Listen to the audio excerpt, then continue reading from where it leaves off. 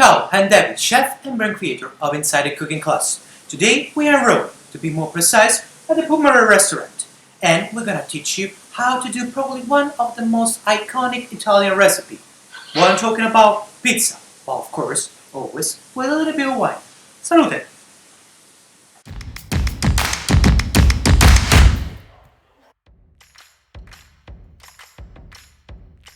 So, those are all the ingredients that we need in order to do one serving.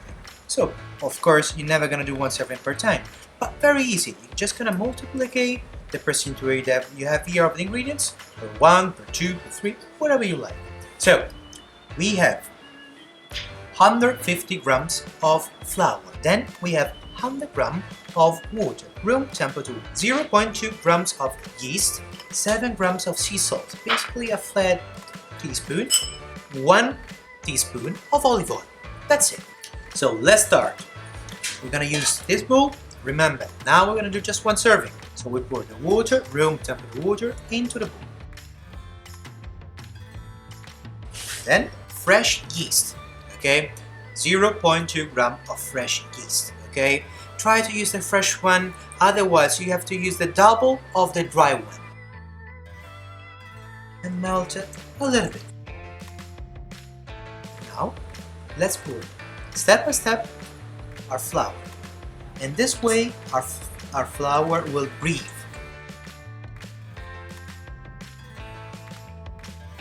One end mix, and the other one other flour. We're gonna add the flour step by step.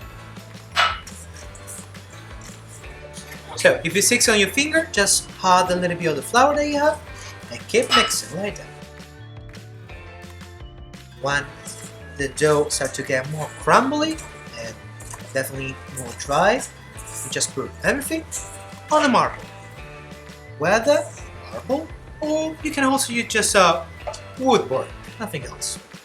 So our dough is still not very smooth and compact, so it's the time to add salt, as we said, 8 up to 9 grams of salt, sea salt, okay? That's the equivalent of a flat teaspoon.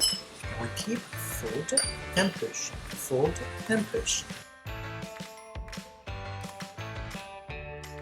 Okay, keep folding the dough on itself, this way, okay?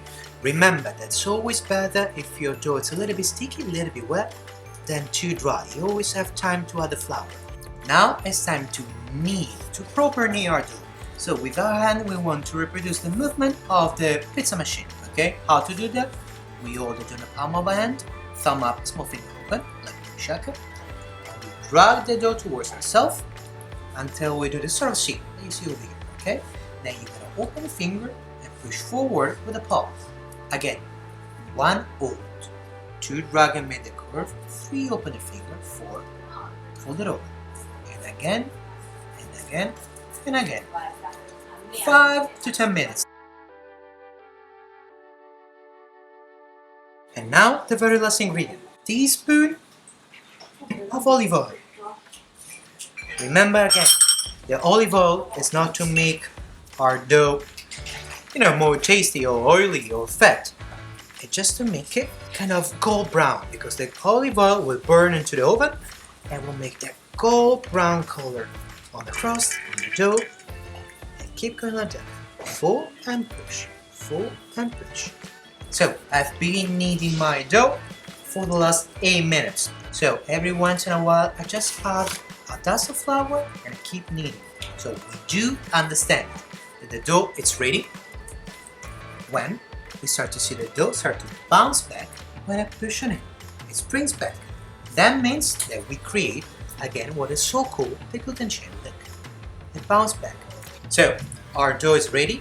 Now we just have to start the rising process. What we just have to do is to leave our dough rest. Cover it with a towel or a wet towel outside the fridge at the room temperature for up to 6 hours. Once we're done with the dough, we have our sphere.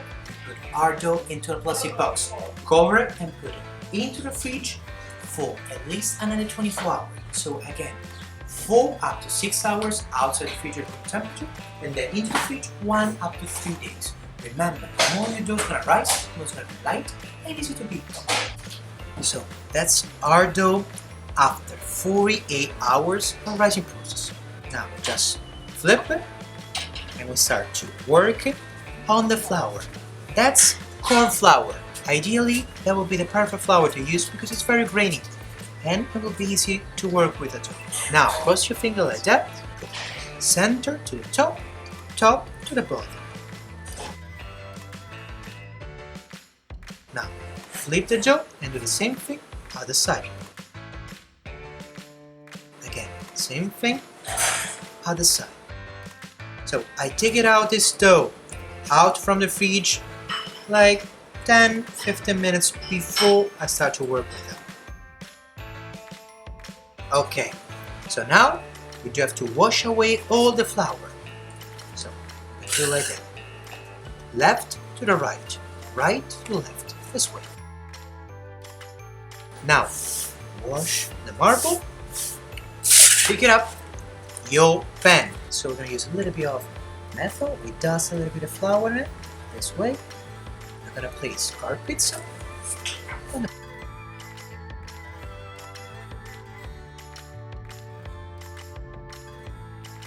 Let's start seasoning our pizza. Today we're going to do the most classic pizza that we have, margherita.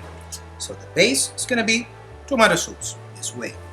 1, 2, and 3. Around 50 grams of tomato sauce. They're just salt and tomato, nothing else. Raw tomato and salt. Use the back of the spoon. Let's add the mozzarella cheese. Around 70 grams. Let it be of basil. Drizzle of olive oil. So our pizza is ready to be cooked. Today we're going to use a professional wood oven fire oven. Probably you don't have at home. So what you can do, put your pizza into a preheated oven. So you do have to preheat the oven. Of course it has to be super hot. You pick it up and you just move it like I'm doing, but in your home oven, and turn. And you let it cook for 8-12 minutes. Let's see. Wonderful. Now just move the pizza. Watch out, it's very hot.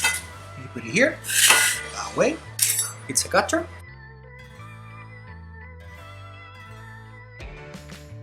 Just cut it in 4 pieces. Look, it's lovely and perfect, fantastico. And now the very last thing, we have to try our pizza. I really hope you enjoyed the experience. I hope everything was fun. I hope everything was clear. Don't forget to pair it with your wine. And again, salute and welcome to my tipsy recipe.